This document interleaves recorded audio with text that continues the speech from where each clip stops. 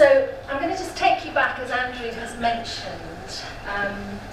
We were very lucky that it was Professor Alison Wolfe who produced her groundbreaking report, who thought very carefully about where we were at as a society and what young people really need 14 to 19.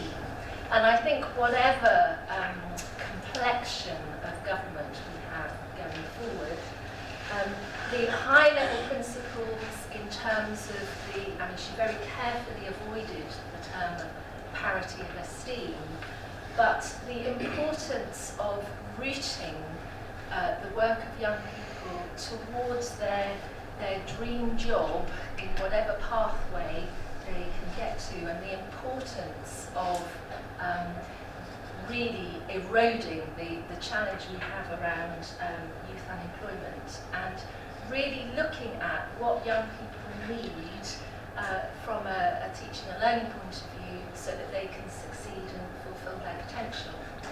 So this really is a picture, and I'm sure you've seen this slide before.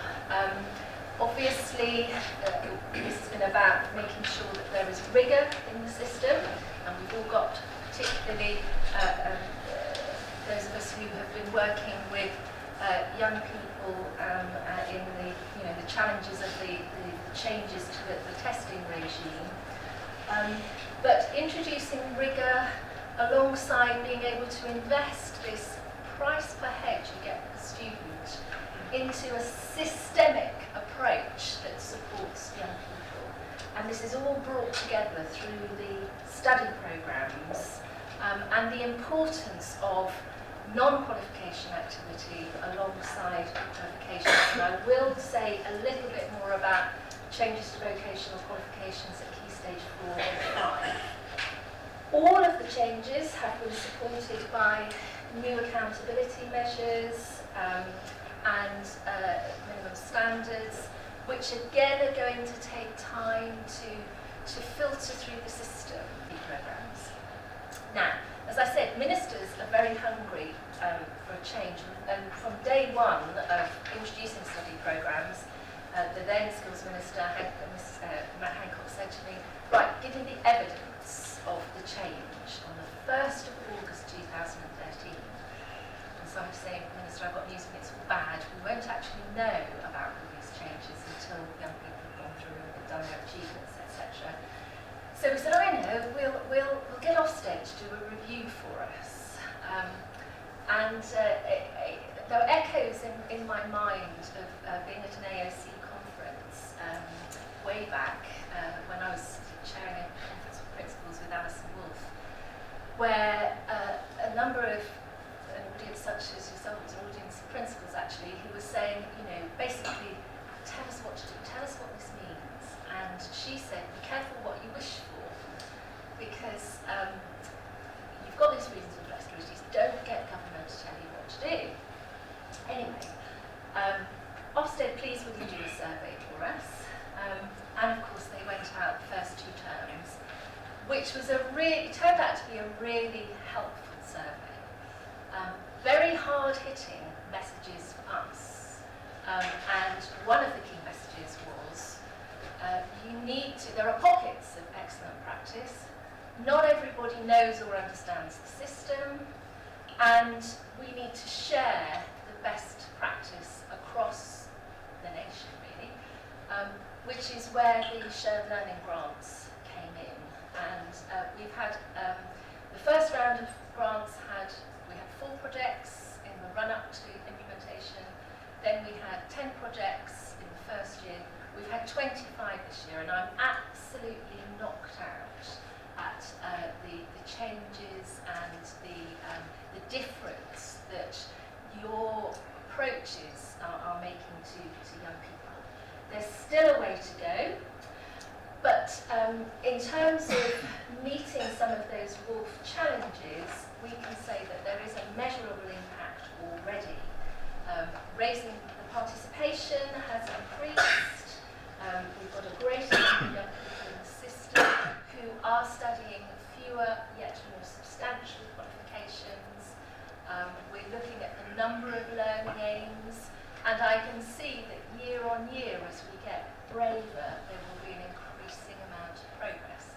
There's still a lot to do in terms of embracing the opportunities of the focus around employability, but we are set there, and it was a great opportunity for me and my work to be able to have our final meeting with Professor Wolf and publish the final progress report.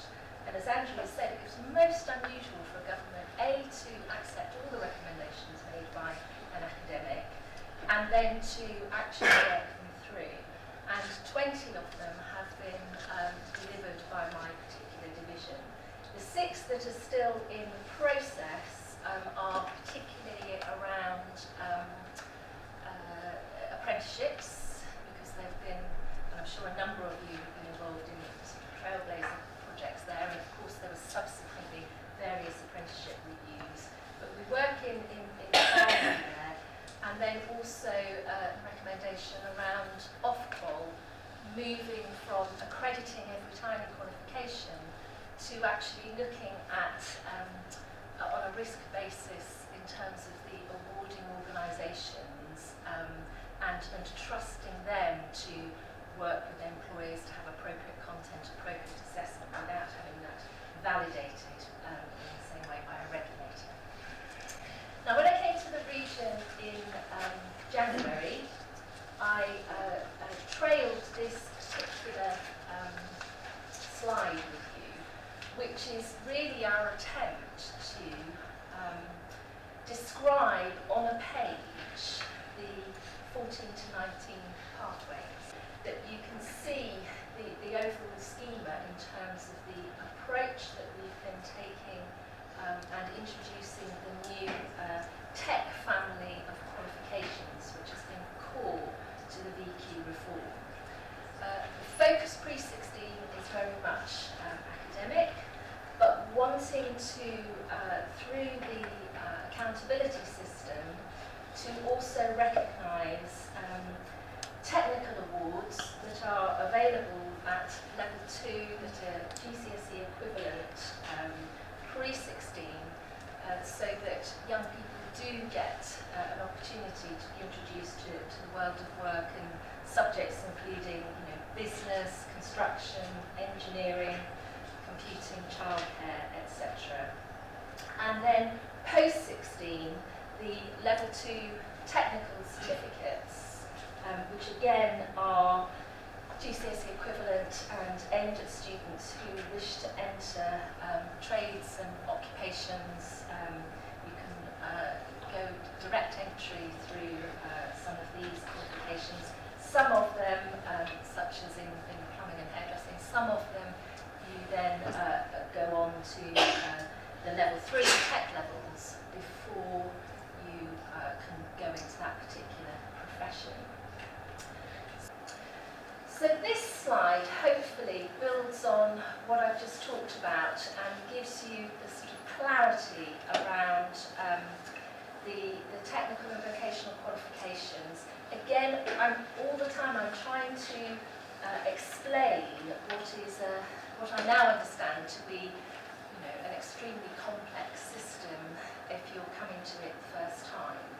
I mean, you all know that we started out 5 years ago with over 3,500 qualifications, vocational qualifications available to pre-16s, over 15,000 for post-16s, and we've gone through a system of incentivising just 150 pre-16 ones and around 300 of the post-16 ones as a way of, I mean, you still have the freedom and choice to do any of those 15,000, but if you are at all interested in the accountability measures, then the ones that count are the ones that have been through a process, and employers have endorsed the content of these particular tech levels and tech certificates, but also there's a pathway into higher education as well.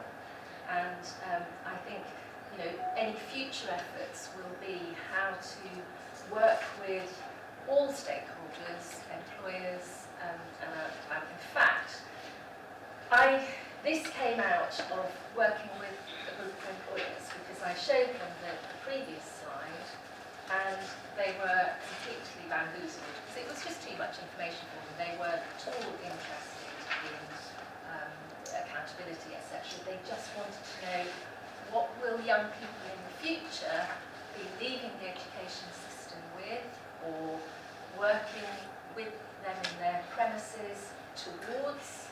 And working with the CIPD, employers helped, brokered by the UKCES, put this slide together to try and describe in a more simple way what the pathways are